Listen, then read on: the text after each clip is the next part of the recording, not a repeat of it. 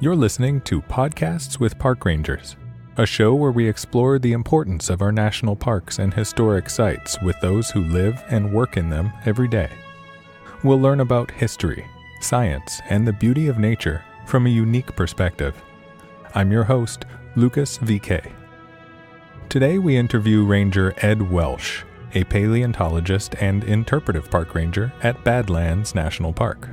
I always like the John Muir quote, when we try to pick out anything by itself, we find it hitched to everything else in the universe. It's not just this park and the resources, even though my focus is on geology and fossils, and that's my favorite thing, I still have a tremendous appreciation for everything else that goes with it, because we have this modern ecology here that everyone appreciates. People go out and see bison and bighorn sheep. For somebody like me, that's a little alien because we should be seeing rhinos and camels here. Stay tuned. We'll talk to Ed about the park's colorful geology, mammal fossils, and how you, as a visitor, can help the park discover fossils too. If you've been enjoying our podcast, we hope to keep this show on the road with your support. As little as $2 a month gets you access to bonus episodes, invites to hike with us, and more. To join our community, check out our Patreon page in the show notes, or visit podcastswithparkrangers.com. If you're like us in our early years of national park exploration, you might consider Badlands National Park a drive-through park. The sunset-colored formations and numerous pull-offs make it extremely accessible, and you could easily pass through in one day. But we made a mistake that first trip, because we skipped one of the coolest aspects of the park. It's one of the biggest mammal fossil caches in the world, and it attracts paleontologists from all over. I guess we should have stopped in the visitor center that first trip. Sarah and I learned from our mistakes. Now, as full-time RVers, we prefer to take our time and find out the subtleties and nuance hidden in our national parks so that we can share our discoveries with you. What better way to do that than to talk with a paleontologist fascinated with the fossils hidden in Badlands National Park? Meet Interpretive Park Ranger Ed Welsh. My name's Ed Welsh. Welcome to Badlands National Park. Ed has been at Badlands National Park for 6 years, and it's his one and only park. Now, I started here as a seasonal, became a term employee, and then permanent employee just over a year ago. I know a lot of people like to move around, and I don't think that's necessarily the important thing. It's like, Batman can't really exist in Metropolis, or he's got to be in Gotham, and that's the way I kind of see it with my station here. I could be at other parks and be dangerous, but my expertise is really with the resources here. Ed started his career at the Badlands in resource management due to his background in paleontology.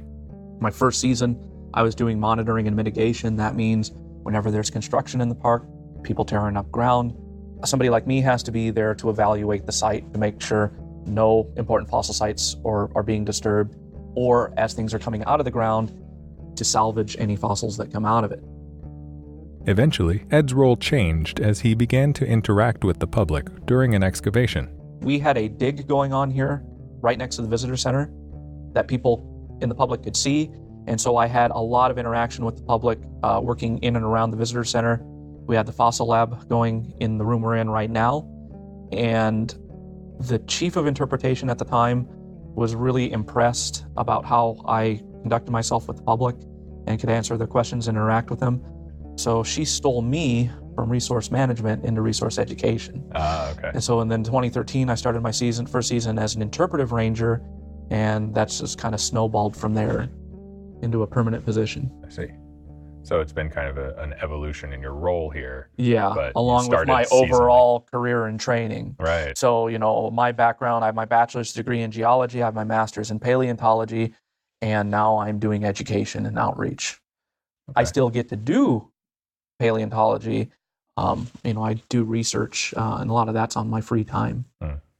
So you say a lot of interpretation and outreach. So there's a lot of interaction with the visitors. With the public overall. So in the summer, it's everyone who visits the park. Mm-hmm. In the off season, it's still some of those people, but a lot of schools. We get a lot of schools. So we visit schools, we do field trips. Schools come out to us. We also have distance learning. So we partner up with Microsoft Education and Skype. Oh, and neat. we do distance learning over video conference. Okay. So we talk to kids all over the world. So it's not Mostly just in the North local. America, but yeah, we do get international interest. So you take local kids on field trips, and then you also Visit reach out schools. digitally. Yeah, reach out digitally and drive out to schools. Okay. So let's talk a little bit about Badlands. Badlands. Yeah. I'm wondering if you can just describe for the listeners what Badlands is like. We just drove through a good bit of it. Yeah, so you're driving through Badlands, you're really time traveling. It's a very narrow window in Earth's history. You're going to drive through and you've seen a lot of jagged spires and buttes and very colorful striped rock, typically a lot of grays, tans, and reds, browns, whites. And then you get down towards the bottom, a lot of yellow and purple, which is really colorful in those Yellow Mountains area. And this time frame that's represented is really smack dab in the middle of the age of mammals. So everything we see kind of lived halfway between you and T-Rex. Okay. Which is, just to put it in perspective, because you speak in tens of millions of years, that's a hard number to wrap around your mind to think about. It really is. How many seconds or hours ago or days ago was that? No, it's 30 million years. So halfway between you and T-Rex. The park itself is fascinating overall because what you drove through is kind of what made this place a national monument to begin with. So it started off as a national monument because of the landscape, the unique geology, and the history of paleontology that kind of starts here in this part of the world. And what makes Badlands really amazing is how that establishment of the monument for those specific resources has evolved and changed. So now we're also a wildlife park. We cover a lot of human history here. Of course, there's archaeological sites in the park that cover everything going back to pre-Columbian native cultures to the homesteaders. And a lot of those families are still here. Badlands has been pretty dynamic in its mission, and it shows that growth. The more we learn about the place, the more of it we want to protect and preserve. Yeah. Yeah. So it started off, as you say, as a national monument. Was that by presidential? Yeah, that was FDR, Okay. Franklin Roosevelt. 1939, we became a national monument. In 39, it was a national monument. And then later on, the wilderness area was added on, and the South Unit was added on, and we were designated as a national park in 1978. But that original national monument was essentially within that loop road, the Highway 240. Okay. And you guys would have driven through. And that was designated mostly just because of the natural splendor and the interest that brought. Yeah. Okay. So why is it called the Badlands? Because they're ill-behaved. Naughty lands. The reason they're called Badlands, it's really tough land to live on and travel across. Right now, it's not so bad because you've got water. We have running water, air conditioning. We have paved roads to drive on. 100 plus years ago, you had none of these things. You're going to try and travel out here when the weather's nice and dry, which is in the summer, and it gets hot in the summer. 100 degrees is fairly normal out here. Yeah. Because of the high erosion rate of the Badlands, a lot of the rivers and streams are very rich in sediment, so you can't drink a clay milkshake without damaging your body or getting sick. So if you don't know where freshwater springs are, you can get in trouble pretty quickly there. So a lot of the history and the names for the Badlands, it's really just kind of been a traditional name that's gone from language to language and it's kind of stuck around. So the Lakota, they were here for a long time. Their word for it, and I'm hopefully not slaughtering Lakota, it's Makoshicha, which means land bad. And then the French fur trappers, I don't speak French. I think it's La Mouvasse Terrestre de Traverser, and it means Badlands to travel across. And it's just, that name is kind of stuck. Right. Yeah. We ran across something similar at El Mal País, which is Spanish for the Badlands. Yep. And that is a national monument, not a national park, but for similar reasons. Yeah, and there are lots of other Badlands. There's the Theodore Roosevelt Badlands. There's Hell Creek Badlands in South Dakota, Montana. Yeah. But as far as we're concerned, we're the big Badlands. Because in all these historical reports, it's always the big Badlands of Dakota Territory. Yeah. So we might be the trendsetters for that name. Many peoples have called it such. Yeah. We've talked a little bit about the landscape and the geology. Let's get a little more into the geology. All right.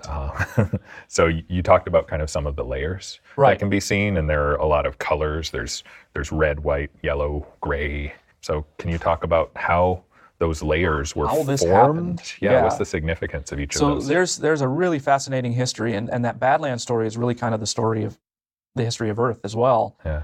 What kind of set the stage is underneath the Badlands, we have this very black shale. You've probably seen it driving all throughout South Dakota. Yeah. All these rolly grassy hills with very black sediment. That's from an ancient seabed in the Cretaceous, last stage of the Mesozoic. Okay. So right before the dinosaurs die out. Yeah. We find nothing but sea life in that. We find squid, sharks, big marine reptiles. Oh, cool. So we were below sea level. Obviously, we're not now. At the visitor center, we're 2,400 feet above sea level. Mm-hmm. As the Atlantic was spreading apart, North America gets crunched into the Pacific Plate. Pacific Plate slides underneath us, starts to help create mountain uplift. We get the Rockies, the Front Range, Laramie Range, and the Black Hills. As those mountains start to go up right after the dinosaurs died out, the Midwest gets raised above sea level. As that seaway drains away, it leaves a nice little basin in the middle of the continent for other sediment to fill in later. Yeah. And that's what sets the stage for this. When we get to the yellow mounds, it's a lot of these Mesozoic beds that were exposed and chemically weathered. And then they're reburied. There's some soil deposits on top. That's where you get some of those yellows and purples.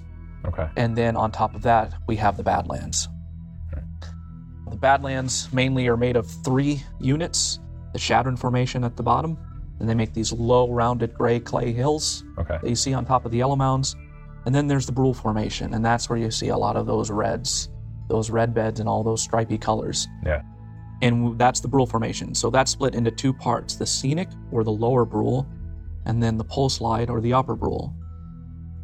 And then on top of that, we have a volcanic ash that caps the Badlands and starts a new formation called the Sharps. Okay. The volcanic ash is interesting because that clues us into how the Badlands formed. The Shadron, Lower Brule, and Upper Brule go in a sequence of order of sediment size, going from clay, mud, to silt. We go from really fine sediment to still fine sediment, but a little coarser. Sediment tends to break down more quickly in really wet environments with a lot of precipitation. So we think that the Shadron Formation was really kind of wet, marshy, and swampy. Okay. Once we start getting into siltier deposits, we know the environment was starting to dry out a bit more. Similar to what it is Similar today. to what it is today. Yeah.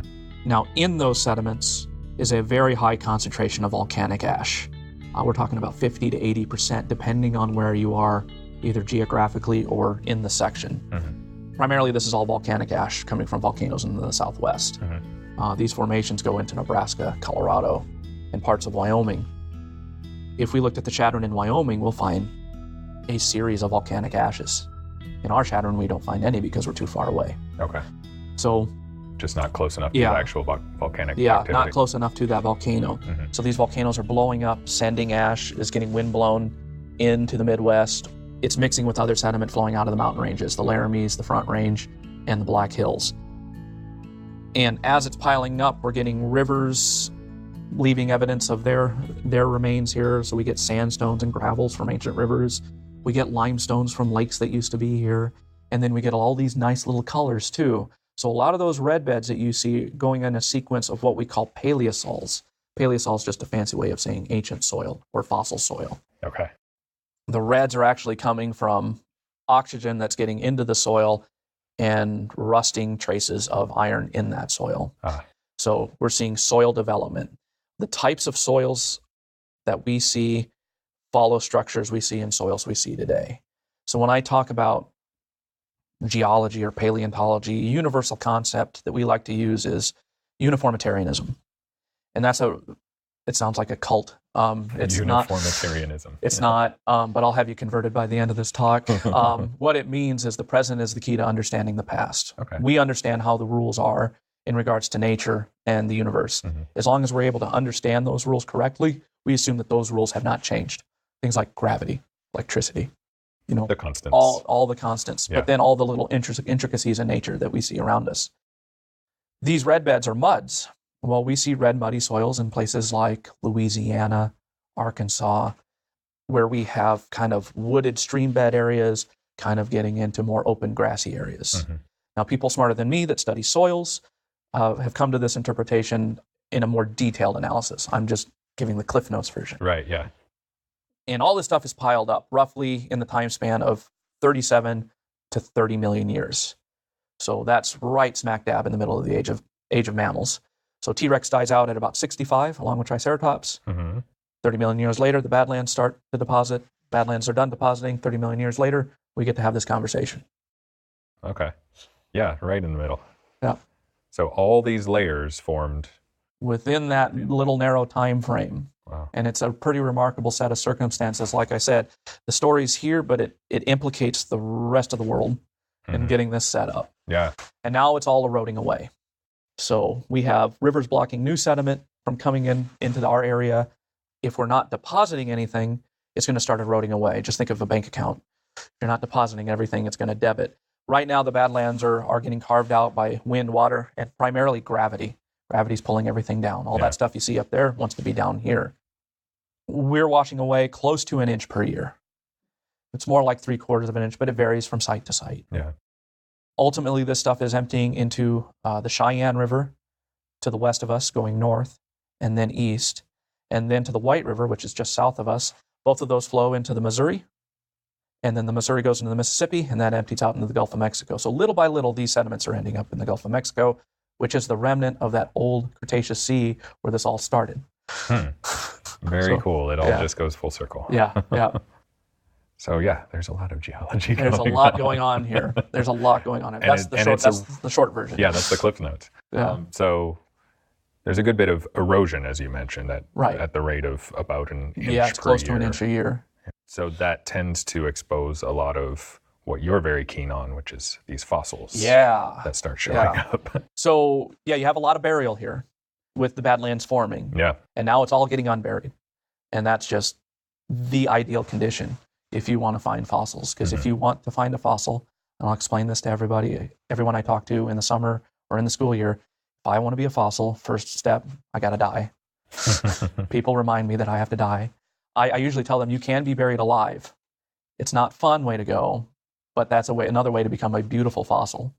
To be buried alive. But it's not, it'll ruin your weekend. Yeah. Ask the people at Pompeii. Oh boy. Too soon. You want to stay buried, and either the soft organic parts will rot away and deteriorate, and water will percolate into your skeleton and turn your bone to rock. Otherwise, you're a sea creature, and you have a seashell that's already mineral, and it doesn't need to be replaced or modified. So some fossils, we see the original material.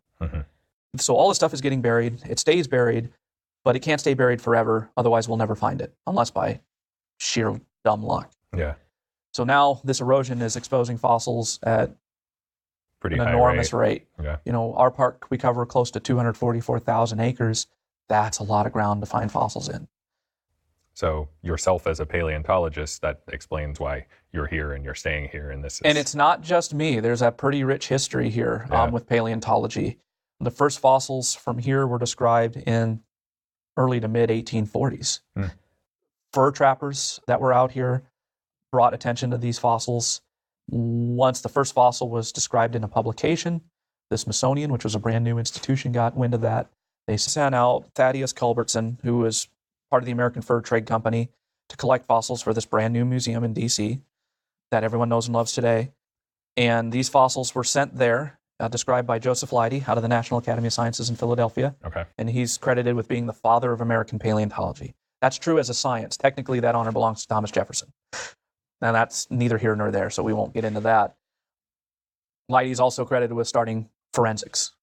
And all forensics is, what cops do, what we do, is studying what happens to a body after it died. Decomposes or... Yeah, figuring out what happened after this thing died. Or maybe as it died, or what killed it. Yeah.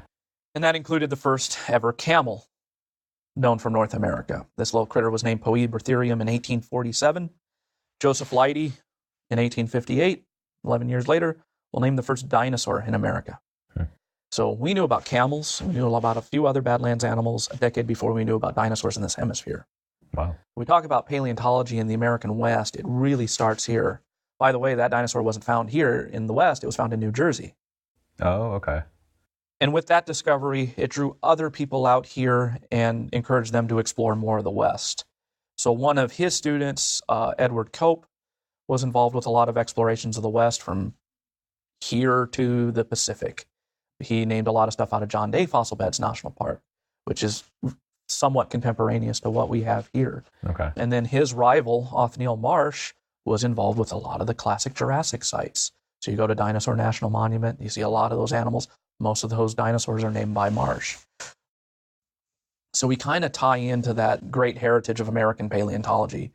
There is paleontology all throughout North America, and like I said, some of that goes back to Thomas Jefferson, but when we get into that golden age, it really kind of starts here. Yeah. So it, as a science, kind of had its origins in this area. Yeah. Very cool. So you mentioned that this area is one of the more prolific areas for mammalian fossils. Right. Correct. So can we go back to when those creatures were living in this area? What was the climate like? Oh man, we get lots of clues from the geology. So I mentioned the Shattern Formation is clay, so we think it was pretty wet and swampy. Yeah. Now, I always challenge people to disagree with me on this. If we do science correctly, any other line of evidence should come to the same conclusion as the geology, right? Mm-hmm. So if I'm studying the fossils from that formation, the fossils should tell me the same thing. Yeah. Okay, so we get the Shattern Formation, and we think it was wet and swampy. When we're finding fossils in this is the easiest way to demonstrate it. Have you guys ever met an alligator before? I have. I grew up in Louisiana. Okay, so you already know, like most people in America, Yes. where they live, what climate they like to live in, what environment, what geography. We have to go to places like Louisiana, Florida, Right. wet, warm, and swampy conditions to find alligator. I can go find an alligator out here in South Dakota in the fossil record in that formation. Mm-hmm. So some fossils are very great at telling us how warm and wet and humid it used to be. And that coupled with the geology, we have two lines of evidence leading us to the same conclusion, which I think is just beautiful. Yeah. Wraps So, it up very neatly. If we when that visited other happens. national park sites covering the early half of the age of mammals, there's some neat sites in Big Bend National Park, also Butte National Monument in Wyoming, Mm-hmm. Theodore Roosevelt. We learned that North America was actually very wet and tropical. Lots of forests, lots of jungles, rich with weird mammals that were just starting to diversify. Right after the dinosaurs, primates. We were rich in primates. Crocodiles and alligators are actually a normal part of the ecosystem. Yeah. The Shattern Formation here is the last time we'll see alligators in our neck of the woods. That world of the Shattern Formation where we find our alligators, other animals you would have seen, these giant elephant-sized rhino-looking animals we call brontotheres. They have a big slingshot horn on their nose, kind of forking out side to side. Okay. They're about 7-8 feet tall at the shoulder. They're pretty massive. Was actually the first fossil ever described from here was a jawbone to one of these animals. You would have seen, of course, alligators. You would have seen quite a few pond turtles. You would have seen probably hundreds of these little animals called oreodonts. They're an extinct group of mammals. They're even-toed hoofed mammals. They're a really tough animal to describe. They kind of superficially resemble a sheep or a pig. Okay. Their closest relatives might be camels. Really? They don't look anything like a cookie, like the name suggests. Oreodont just means Oreodont, yeah. mountain tooth, because their teeth look like a little jagged ridge of mountains. Huh. You also would have seen three-toed horses, Okay. and they're starting to resemble what we expect horses to look like today. Same goes for the rhinos. We get rhinos here, various types of this odd group of organisms. So horses, rhinos, and tapirs. Brontotheres are also in that lineage. Even though they're big and bulky like a rhino, they're actually closest to the horses based on their anatomy. We had these hippo-like rhinoceroses we only find in river channel deposits. With the even-toed hoof mammals, we get the oreodonts. We get these tiny little deer about the size of a house cat. You guys ever heard of a chevrotain or a mouse deer? They live in Southeast Asia. They're about the size of a house cat. They have no horns. The males will have a pair of saber teeth. We have extinct versions of that animal here. Oh, okay. So we have those. We have these carnivorous pig-like animals. We call them telodonts. There's a skeleton of a terrifying-looking one right there. And telodont? And telodont, it actually means perfect tooth, but those teeth Yeah, they induce look terror. pretty jagged. Yeah, very sharp front teeth, flat back teeth, and they were probably the biggest meat eaters we had here. At this time, we're also getting our first carnivores, what we refer to as modern mammal carnivora. Okay. So we split those into two parts, the cat side of the family tree and the dog side of the family tree. So we get these saber-toothed nimravids, these kind of false cats that were all over the place here.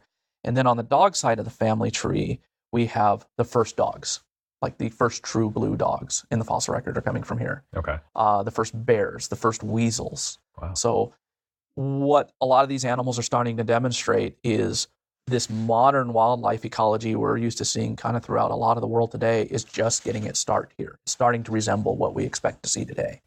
And is this indicative of some change in the climate as well, or is it Exactly. still kind of within Yeah, that so subtropical what's happening realm? is in that first half of the age of mammals, we're actually very wet and tropical. Once we get out of the Chadron and we get into the Brule Formation, once we get to those red beds, we see evidence of the climate drying out. We won't find our aquatic reptiles like we used to. In the Chadron and the Brule, we find a lot of tortoises. Oh, okay. And tortoises don't necessarily have to be in A wetter water or climate, near yeah. water. So these tortoises are amazing climate indicators. When you get a giant tortoise that's getting close to the size of a Galapagos, that tortoise is not going to burrow. It's not going to migrate. Mm-hmm. It's out in the elements all day and all night. Now, these tortoises have to maintain a certain body temperature. To get active, that animal's body temperature has to be within the mid to high 70s, getting into the low 80s. For a giant tortoise like that animal has to stay active all the time. Gets into hibernation, something else is going to eat it pretty easily. Yeah. And they're not going to last. So they're telling us that it's quite a bit warmer. But those red beds, we start to see the first evidence of grasslands in those sediments. The people studying those soils are finding the first evidence of root hairs, which we see in grasses. And that's in the Brule Formation? In the Brule Formation, Okay. yeah. We have grasses in older rocks too, but not to the extent where we would call it grasslands. Mm-hmm. So this grasslands ecology we're used to seeing today, and that the new and evolved Badlands mission is to preserve grasslands ecosystem, was really originating when these badlands were forming and starting. And these animals are adapting to that as well.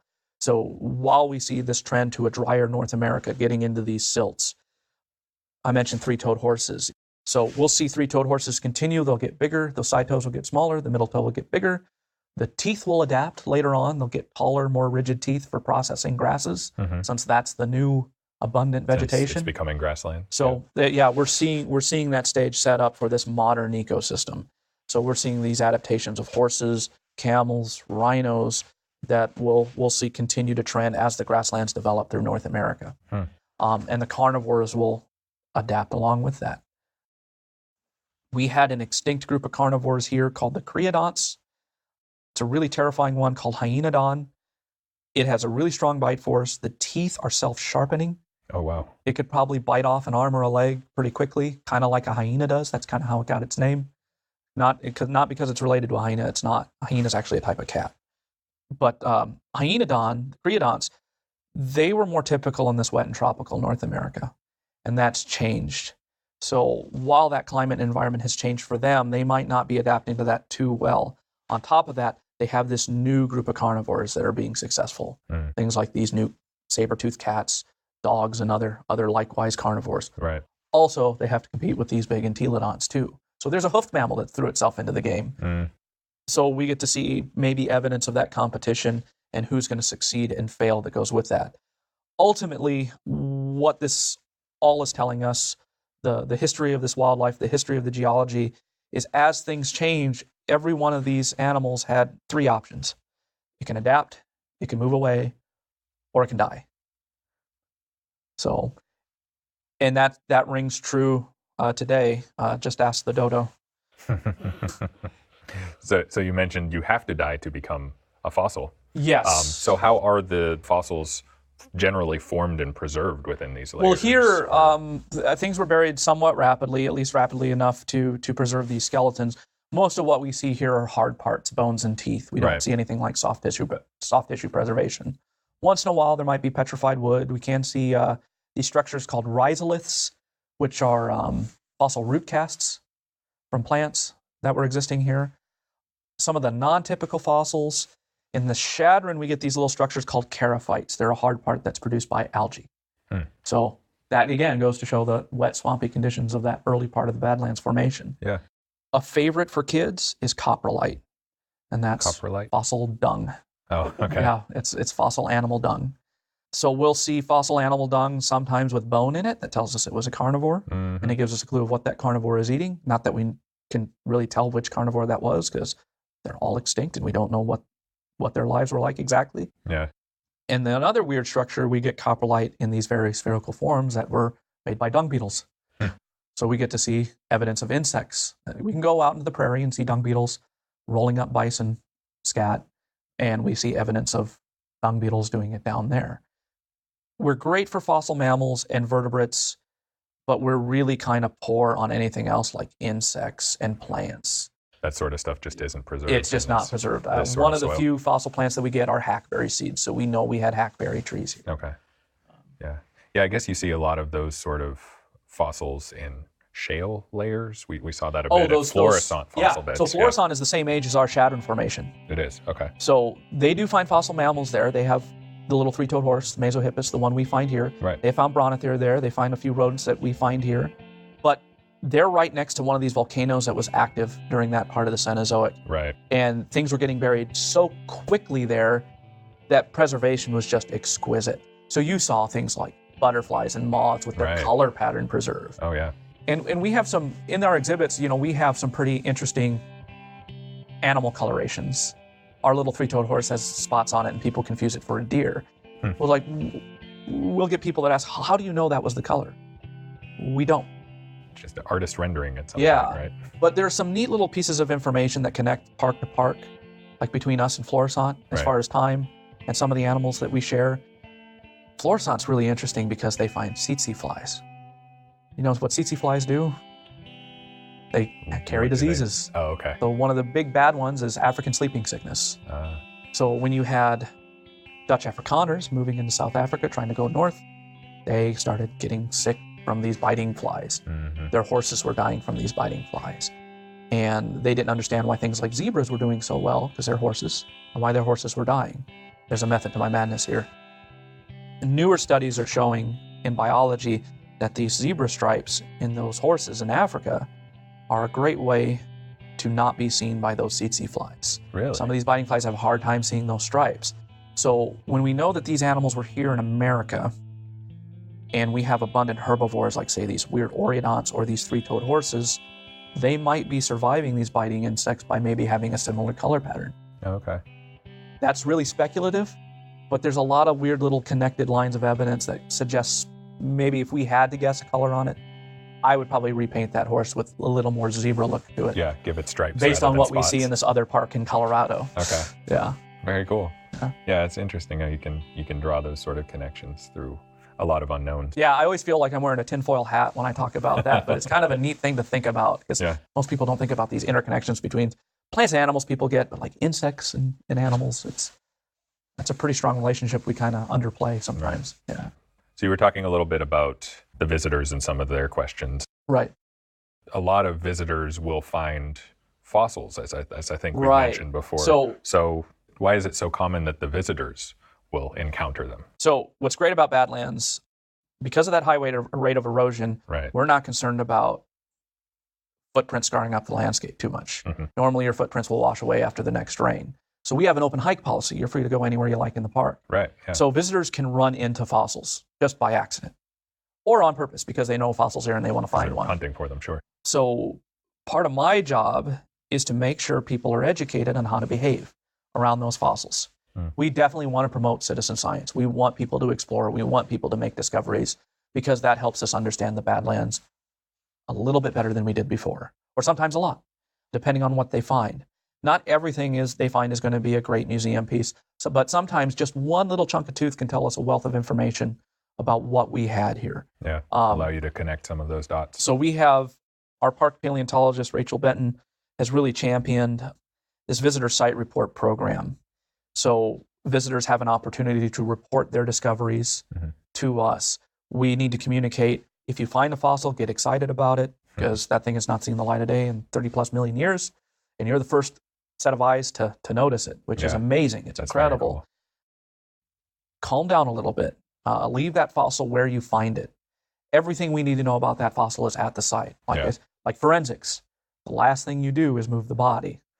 We need to know who and what it is. We can figure that out anytime.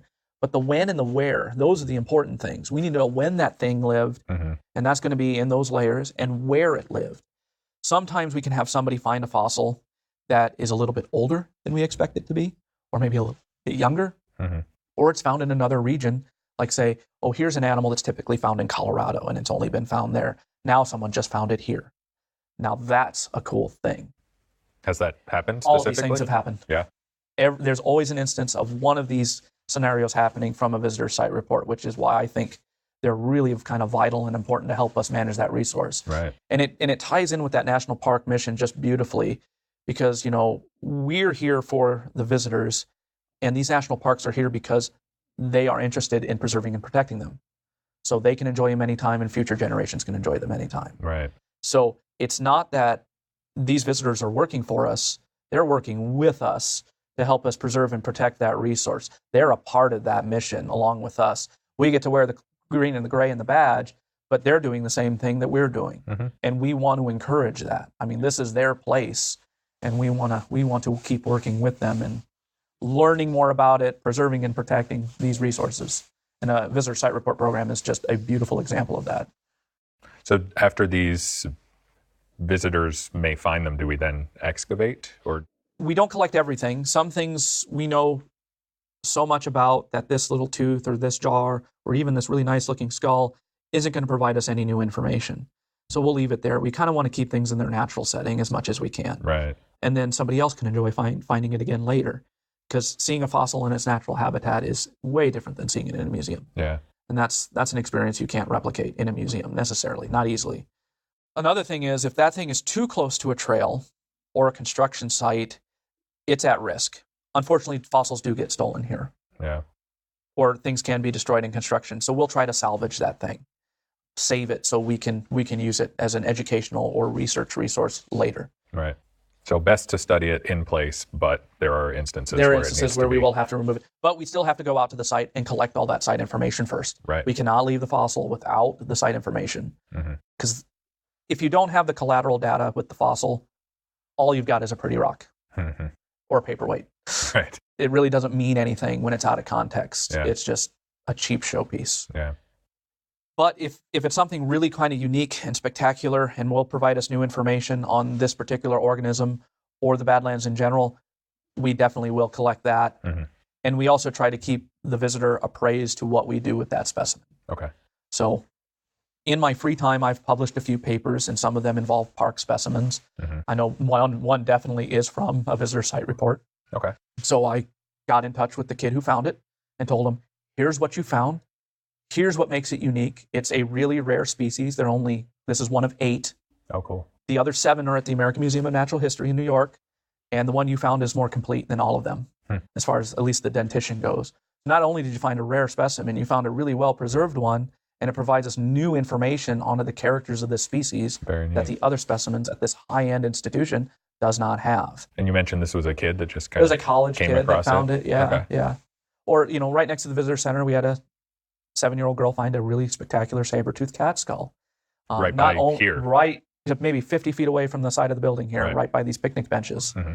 And that cat had really neat puncture marks on it that came from a fight. And this cat that she found won second place because it died. It was murdered right over here. So we got to do some forensics along with that paleontology. But if she picked up what she saw, all she would have picked up were 2 little chunks of bone that stick out of the back of the head that connect to your neck. And then we never would have known that was there or what was there. Yeah. But because she left it where it was and told a ranger about it, we got a pretty fantastic story out of there. And that cat wasn't the only thing that we found. We found 3-toed horse, orient, lizards, rodents. All in that same area? All in that same area. Wow. So visitors can find one thing, and that could lead us to another discovery, which is the most really impressive one is we have a site called the Big Pig Dig.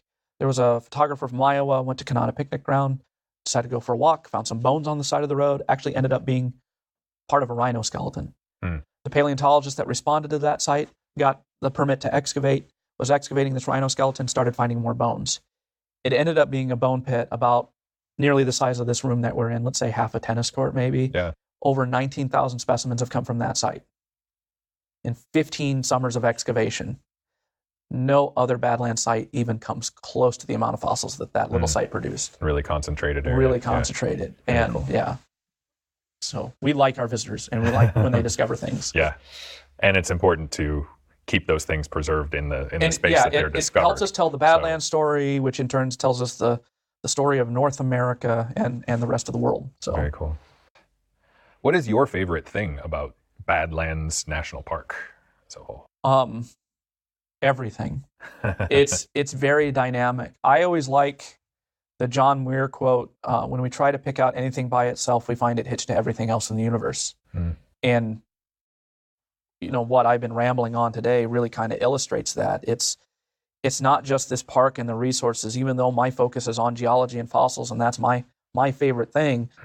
I still have a tremendous appreciation for everything else that goes with it, because we have this modern ecology here that everyone appreciates. People go out and see bison and bighorn sheep. Right. For somebody like me, that's a little alien, because we should be seeing rhinos and camels here. These new guys are kind of weird and bizarre, and getting to express that and share that with the visitor and just kind of blowing their mind with that, it's like that's unique. That's a unique experience that builds a connection. Yeah. Or seeing where these visitors are coming from and finding that connection to this place, to where they live. That's pretty remarkable. But it's really all those facets of this park, the mission of the NPS, that really kind of make me like this place. So that lot. resonates with you as well. Yeah. So what feelings come up when you think of the Badlands? Small. I am so small.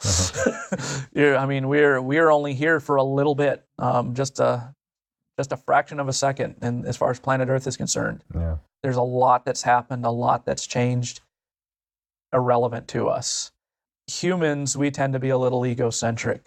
We're the important ones. Everything matters because of us. And these national parks, places like Badlands, they teach you a very hard lesson that that's not the case. Yeah. The world operates in spite of us, not because of us. It's very humbling. And I think that's something that people need a little bit more of.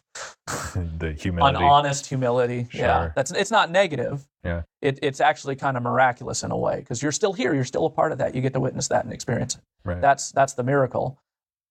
It's a big world out there. But even though our little story is just a small part of a much bigger story. Right. Yeah. Well said. Yeah. I can appreciate that. So you mentioned the mission of the NPS and how that resonates with you. What's the importance of the national park system to you, and why do you feel it's important to preserve that? These places are unique. They really just don't exist everywhere and anywhere. There might be some echoes and similarities, but really you are not going to see these Badlands anywhere else or any other national park. I mean, the national park mission is to preserve and protect for the enjoyment of all. And that could be anything. That human condition is not just the science, it's the history, it's everything. We try not to make it so exclusive. It's part of that evolving mission that Badlands has illustrated so well. It's not just the geology and paleontology, which really draws people in. It's everything else too. We want this place to resonate and communicate with everybody. And I think it does a great job of doing that, because we get all of these people here. Our attendance numbers have been growing. I keep running into people that they're here to drive through just for a quick little bit on their way to Mount Rushmore or Yellowstone. So we've always been kind of this drive-through park, but I'm running into tons of people that see this place, are caught completely off guard, and they end up deciding to stay a little bit longer. Right. They change their plans. I had a family last summer that were only going to be here for a couple hours or maybe a day or two, and they ended up staying a week. So wow. that's kind of an extreme example, but they found value in it. They found obviously. the value in it. This place is kind of a Venus flytrap like that, that I think is pretty special. We've found in our journeys that many national parks have a deep and varied history. Badlands National Park was no exception. In fact, we have 2 more episodes coming up that tell the varied tale of this beautiful park in South Dakota, and of the rangers that experience this variety on a daily basis. If you slow down for a moment, you might get a lot more value out of the park than you expected, much like the family Ranger Ed tells us about in this interview. In the fast-paced lifestyle that many Americans live, sometimes it's nice to slow down and be humbled by just how small we are in this world. If you enjoyed what you heard, review us on iTunes or your favorite podcast provider and help us improve the show. For more behind-the-scenes bonus episodes, join our Patreon community. As little as $2 a month gains you access to our community. A link is posted in our show notes, or visit podcastswithparkrangers.com. Stay with us through the final minutes for a short preview of our next episode. We like to highlight on our show ways that a typical park visitor can give back to their national parks. Have you ever browsed the bookstore at a national park? The majority of our parks, including the Badlands, offer a place to purchase souvenirs and books to remember your journey. The proceeds from your purchase go directly back to the park to help with maintenance, new purchases, and more. Next time you visit the parks, be sure to stop by the bookstore to help support the places you love. Even though we interview park rangers, we are not affiliated with the National Park Service, and any views expressed are not necessarily those of the Park Service. We're just fans of the national parks like you. Coming up in episode 13 of Podcasts with Park Rangers, we sit down with Badlands National Park biologist Eddie Childers to talk about the unique animals in the park today. Buffalo, bighorn sheep, and the endangered black-footed ferret all call the park home. Tune in and find out what it takes to manage these amazing mammals.